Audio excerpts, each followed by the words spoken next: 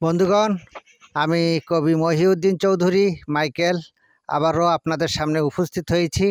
আমার গুরুজি কবি মোস্তাফিজুর রহমান চৌধুরী, বাংলাদেশ পোয়েটস ক্লাবের চেয়ারম্যান, ওনার মুখে ওনার রচনায় একটি কবিতা পাঠ নিয়ে। তাহলে শুনুন।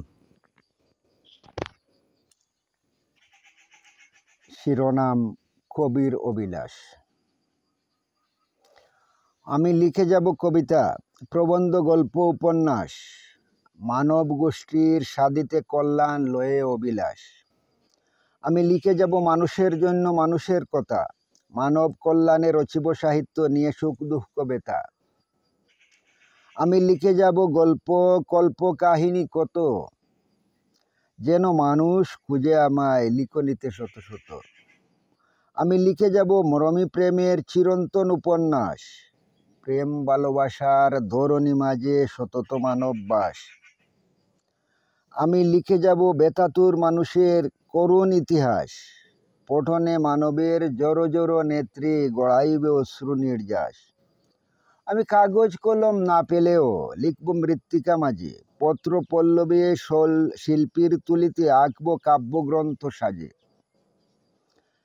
লিখব ভালোবাসার নীল যমুনার জলে সখাসখী গণে, প্রেমের স্বর্গ কেমনে রচিছে প্রেমিক প্রেমিকা শোনে।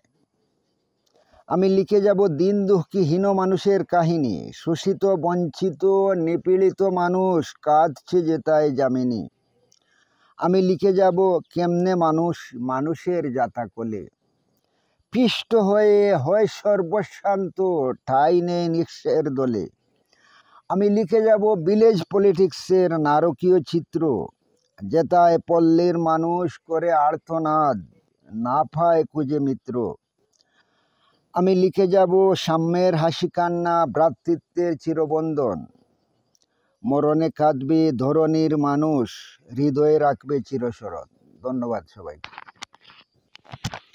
এই কবিতাটি আপনাদের ভালো লেগে থাকলে দয়া করে আমাদের এই ইউটিউব চ্যানেলটি সাবস্ক্রাইব করে লাইক, কমেন্ট, শেয়ার দিয়ে সাথে থাকবেন, এই কামনা করে সবাইকে শুভেচ্ছা, শুভকামনা, অবিরাম অন্তহীন নিরন্তর পথ চলা।